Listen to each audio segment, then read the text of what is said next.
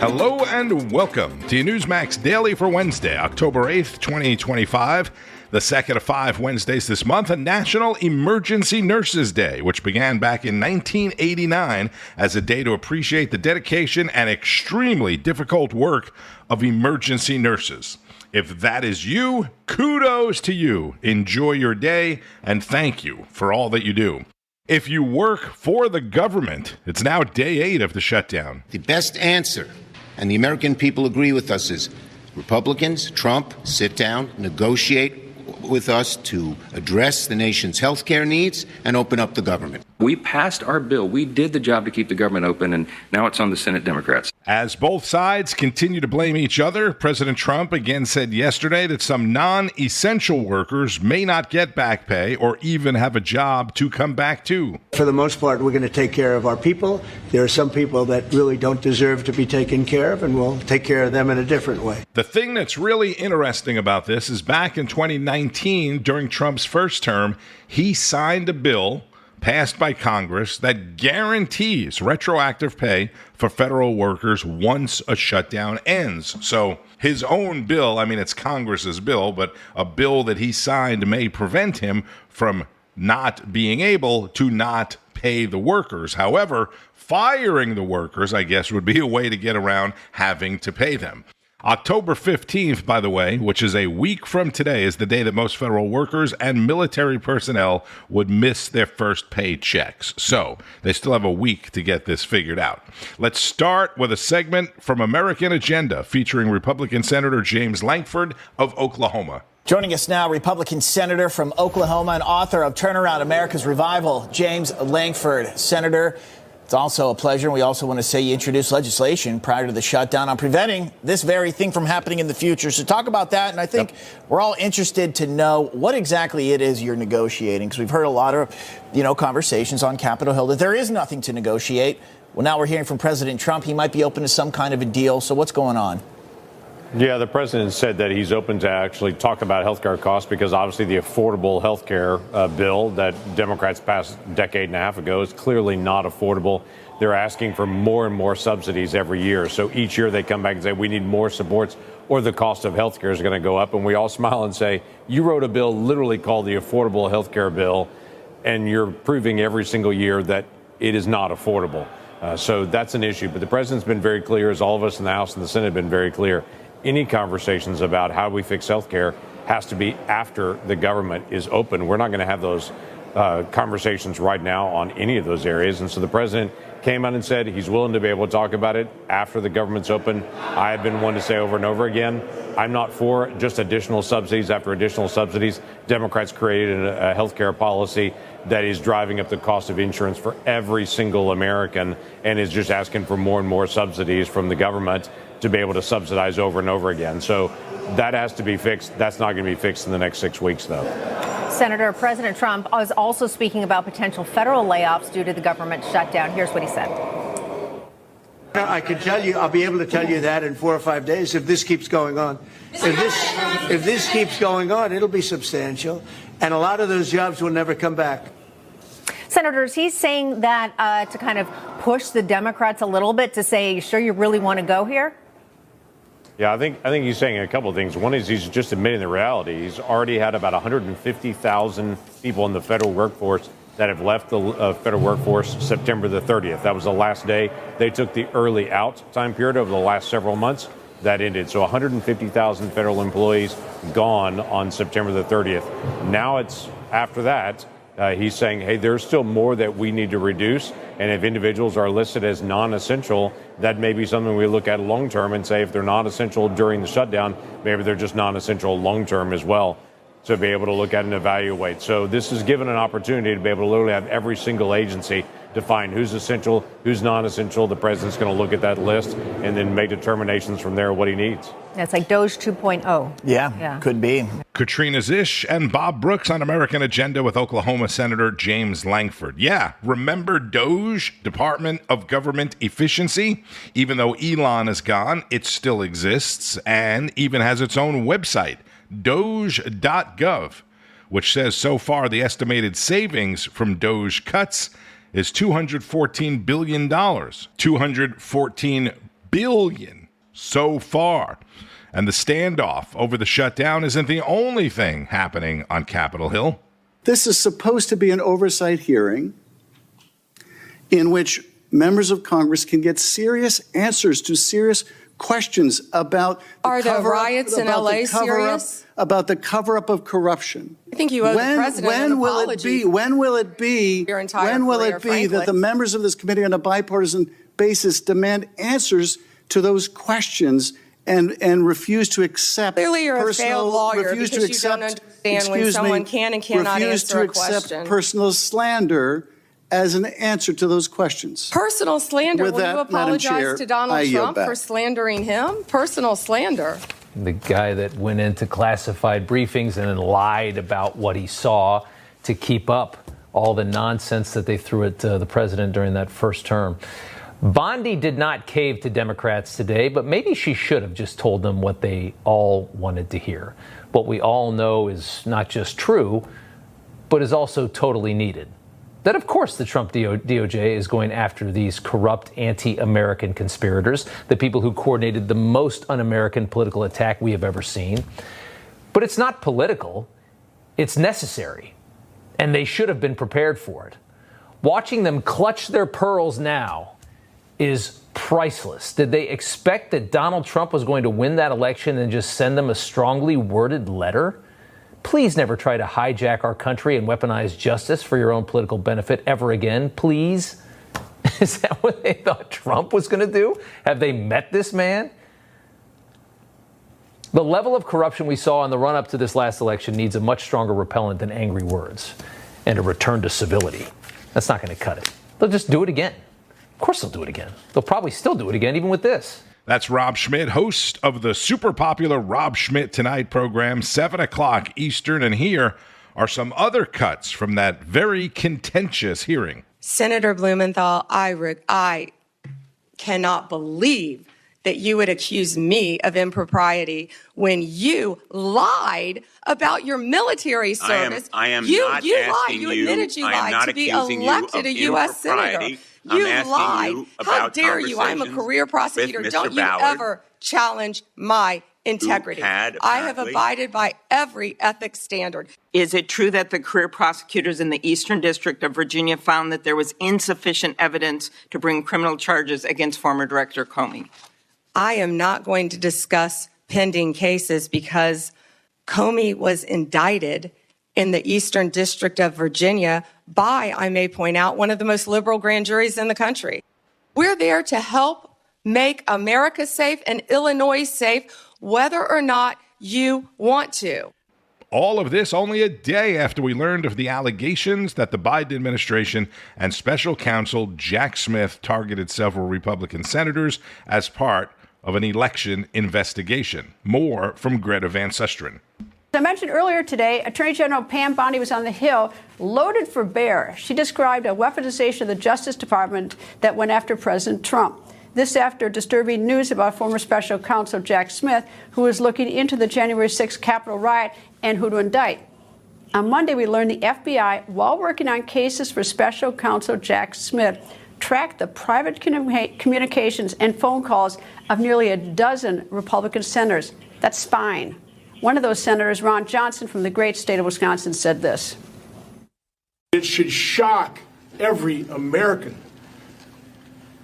of what the Biden administration has done. By the way, this is the first time I was targeted by the FBI. Under the Obama administration, the same thing happened to both Senator Grassley and I.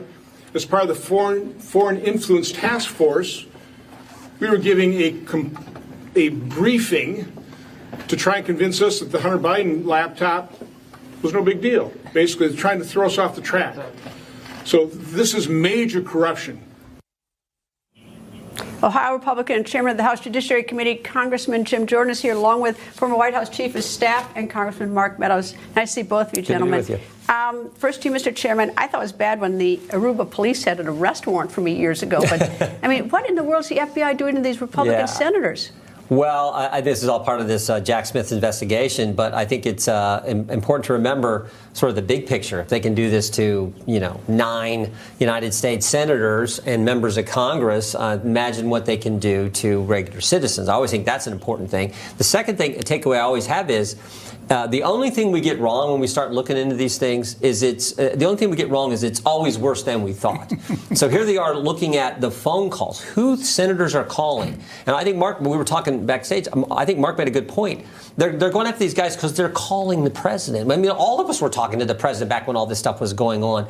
And then when you couple all this with what we uncovered a week and a half ago, where they were also spying on Scott Perry when they went and took his phone, imaged his phone, all because this was Jack Smith looking for any way to get President Trump. To me, that's the big this is how committed they were to this lawfare and to undermining the guy that we, made president of the United States. Well, I'll dig a little deeper. Were these signed warrants? Do you have any idea? I mean, if they're signed warrants by the judge, who is the judge that's signing these? Well, whoever the judge was, if it was my understanding now is that it was an administrative warrant. And so no signed. Judge. So no judge. But why is the FBI and DOJ doing administrative warrants? You can understand that with the IRS or the SEC, but you don't even have a position. The senators wouldn't even have a position to quash, the subpoena. And so if there was a judge involved, they should be impeached immediately. I mean, it's amazing. But to Jim's point, I think it's worse than what we know. What we know so far came from a whistleblower and a little bit of information. I think it's is the much FBI deeper. denying it? The FBI, the current administration, is Director Patel denying it? No, that's what we got. That's what we got. Okay. Yeah. All right. Well, here's one of the problems that I have is that Special Counsel Jack Smith, he would be the one in charge of this, right? Why in the world was he chosen by Merrick Garland, the former Attorney General? He is the one who destroyed Governor McDonald's career by going after him in corruption, and he was convicted. McDonald was convicted, but I went up to the Supreme Court 8-0 because one justice recused herself. 8-0 against Smith. He's got a history of destroying people. He's also the guy way back in the Lois Lerner targeting by the IRS of conservative groups. He's also the guy who was looking for ways to prosecute the conservative groups, saying somehow they mishandled their application when they applied for tax-exempt status. So I think that's the very reason why Merrick Garland picked him, because of what you described, what he did to the governor, the former governor, what he did to conservatives in the whole IRS targeting. That's the reason they picked him. Now, you think about this. One point I want to make is they had already went and got Scott Perry's phone before Jack Smith came along. But understand the sequence. They're doing that, going to a sitting member of Congress, taking his phone. They took photos of Scott Perry, where he was working. They followed him, all kinds of surveillance, all kinds of spying they did. Took his phone, imaged his phone. Then Jack Smith gets named prosecutor. But what's he do first of all? Raise President Trump's home. Then he does this stuff to the senators. So that's sort of the sequence. I think that timeline's important. This is how committed they were. Congressman Jim Jordan, chair of the House Judiciary Committee, and President Trump's former chief of staff, Mark Meadows, on the record with Greta Van Susteren. So we have all of this happening, and today, Wednesday the 8th, is former FBI Director Jim Comey's arraignment. Back to Greta. That's a tough case for the prosecution to win. It really is a tough case. Yeah. If he is acquitted, there's a good chance he's acquitted. It's a big standard beyond a reasonable doubt. Maybe he is innocent. It's going to look like vengeance against him. It's going to look like lawfare against the Democrats. How do you answer that? Well, I point to the big picture. Think about in the last, 10 weeks, we've learned that, that it looks like Comey and his chief of staff, Rubicki, were leaking classified information. We know from a whistleblower, one of these people come forward that Mark was talking about, who came forward and said that Adam Schiff was encouraging the leaking of information. We know from another whistleblower who came to Director Tulsi Gabbard and said that they changed the intelligence community assessment clear back in 2016, 2017, when this whole lawfare started against President Trump. So all that's come out in the last 10 weeks, and you have whistleblowers coming forward and explaining that to the country how it took place. So I think you look at it in that context. If he gets acquitted, he gets acquitted. But I think it's important that at least he's being held to account for I believe he did make false statements to the United States Congress. Again, Ohio Congressman, chair of the House Judiciary Committee, Jim Jordan with Greta Van Susteren. Comey's arraignment obviously going to be a big talking point today. On yesterday's Daily, I featured Greta's conversation with DHS Secretary Kristi Noem, who I said has become an absolute badass, right?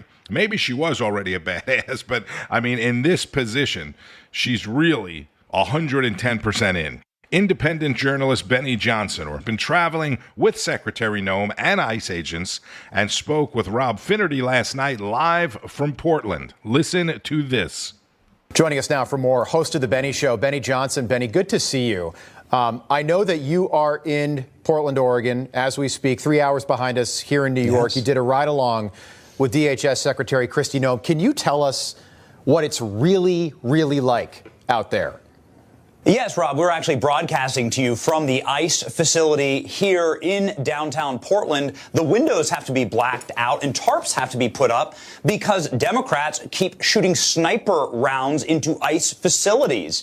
Kristi Noem had to walk the premises today with body armor men standing beside her because the left is so violent here. Every time we came or went, left-wing protesters had to be cleared out of the streets. They spat on the vehicles. They screamed at us, and right outside, Rob, there is a massive bit of graffiti that says, "We own the guillotines. We're bringing them to you." That's the thing that is scrawled on a wall right outside of the building where I am right now, inside of the ICE headquarters. Now, why is ICE working overtime in Portland? Well, today we watched arrested one illegal criminal alien child pederast, 2 violent offenders, and multiple protesters. Kristi Noem faced them down. And I'll tell you this, Rob, the first thing that she did was pray to Jesus Christ and thank the officers here, the ICE officers who are working bravely. And we caught that prayer live, and it was really powerful. It's going viral right now because Kristi Noem knows where true protection comes from. Okay, let me just ask you, you were with the secretary for most of the day.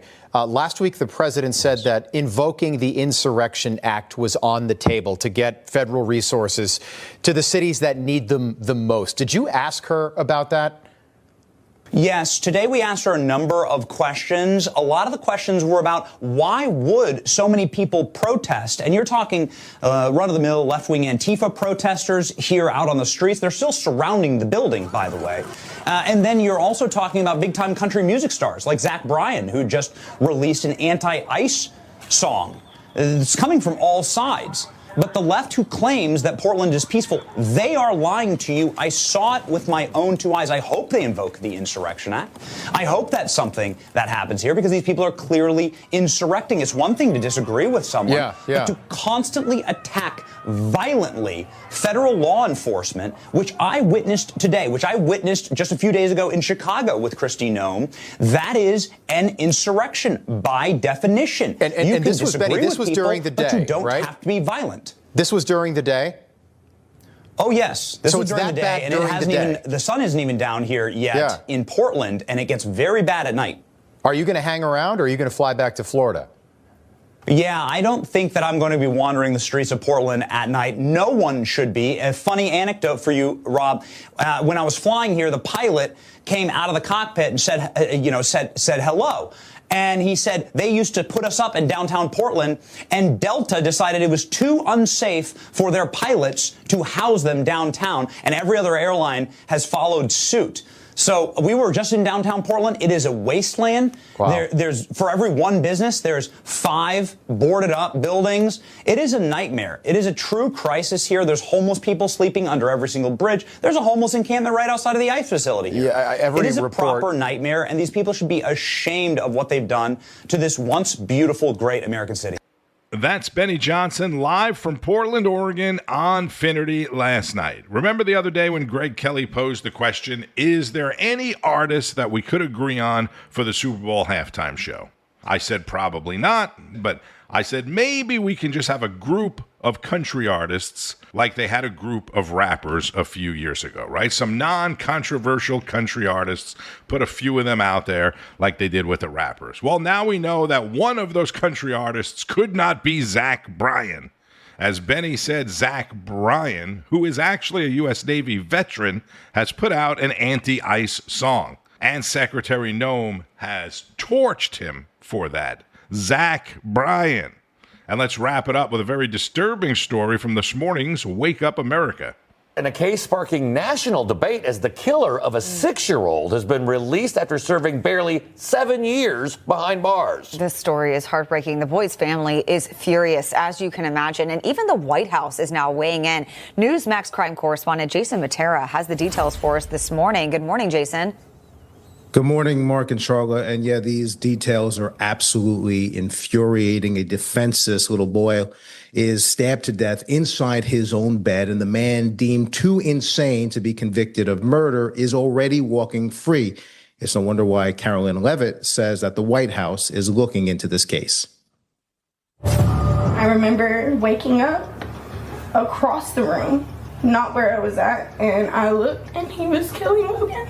And Logan was screaming for us. December 7, 2015, 6-year-old Logan Tipton was asleep in his Kentucky bedroom when Ronald Exantis broke into the family's home, grabbed a knife, and stabbed the boy in the head. Logan's father and sister were also attacked before his dad managed to subdue the intruder. But little Logan didn't survive his injuries. As a father, I fear that he may come back. He told Coral that he was going to kill everyone.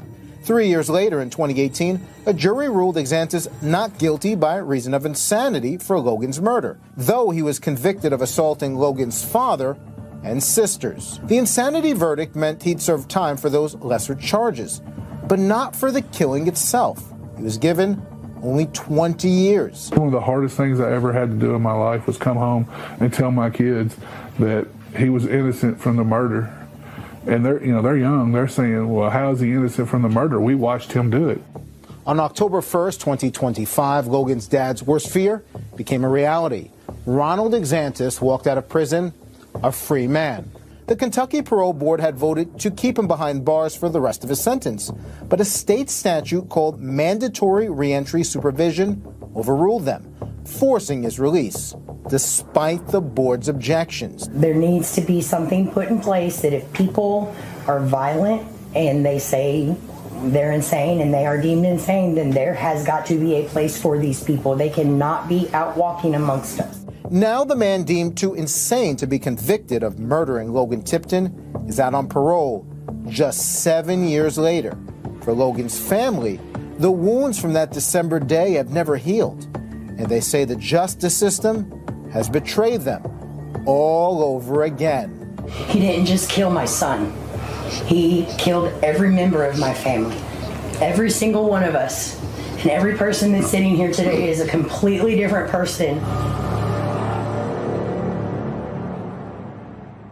It's absolutely maddening. So, Mark, Charlotte, the family is now urging Kentucky lawmakers to pass what they're calling Logan's Law, and that would basically impose tough sentences regardless if somebody is claiming insanity, if the victim is helpless, a child, someone who's disabled, the elderly, anyone who cannot defend themselves against a monster like Ronald Exantis. I mean, as a father and a grandfather, I can only imagine my reaction if this would have happened. It would not be pretty. It's heartbreaking, and it's so senseless. Yeah, Jason, thank you. Hosts Mark Lauder, Charlotte McBride, and Newsmax crime reporter Jason Matera on this morning's Wake Up America. Again, that is in Kentucky. Where is Marble Mouth Mitch? Where's Rand Paul? It is absolutely ridiculous.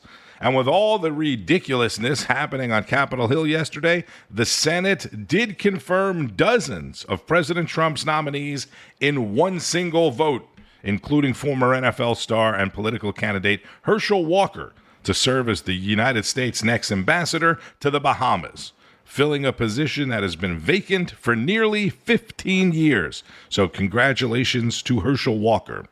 Meanwhile, another former NFL player and the company he works for, Fox, are both being sued. And we all saw this coming, right? The truck driver involved in the altercation with former quarterback and Fox Sports personality Mark Sanchez is suing both Sanchez and Fox. Prosecutors believe the 69-year-old truck driver was acting in self-defense when Sanchez attacked him over the use of a parking spot shortly after midnight Saturday in Indianapolis. I wasn't going to talk about this at first because it was like, who cares, right? But it's become such a big story. According to Google, Sanchez has earned nearly $75 million over the course of his NFL career. Now, we know what he actually got from that is significantly less after taxes, his agent, and all that. But then you have endorsements, bonuses, blah, blah, blah. So he's a multimillionaire. And according to Google, he makes $500,000 a year working for Fox. All you have to do is show up, stay at a nice hotel, eat a free dinner, and talk football. I mean, what in the hell was he thinking? On Wall Street, stock markets opened in the green this morning after closing slightly lower yesterday. Tesla shares higher at the time of this recording after they introduced lower-priced stripped-down versions of the popular Model Y and Model 3 vehicles yesterday, starting below $40,000. So if you must drive a Tesla and you can't afford it, there you go. If you drive a Nissan Leaf by chance, the National Highway Traffic Safety Administration said Nissan is recalling about 19,000 2021-2022 Leaf vehicles due to the risk of fire from its quick-charging battery. And how about gold? Wow, up another $50 this morning at an all-time record high of $4,057 an ounce. Dig up that old jewelry, right? President Trump is participating in a roundtable about Antifa at the White House this afternoon. That is open to the press, so we should see at least some of that. Keep up with all of today's news and breaking developments throughout the day on Newsmax, N2, and at Newsmax.com. Of course, it all starts each and every morning, 6 Eastern with Alex Kramer, followed by Wake Up America, straight through Carl Higbie at 6, Rob Schmitt tonight, Finnerty, Greg Kelly, and much, much more. I'm Tony Marino. Thank you for listening. Enjoy the rest of your Wednesday. Pay attention and keep on fighting the good fight. News breaks every minute, every day. You need the app, the Newsmax app. Find it free on your smartphone store. Then watch us anytime, anywhere. Information. Truth. Is freedom. Is Newsmax. It's real news for real people.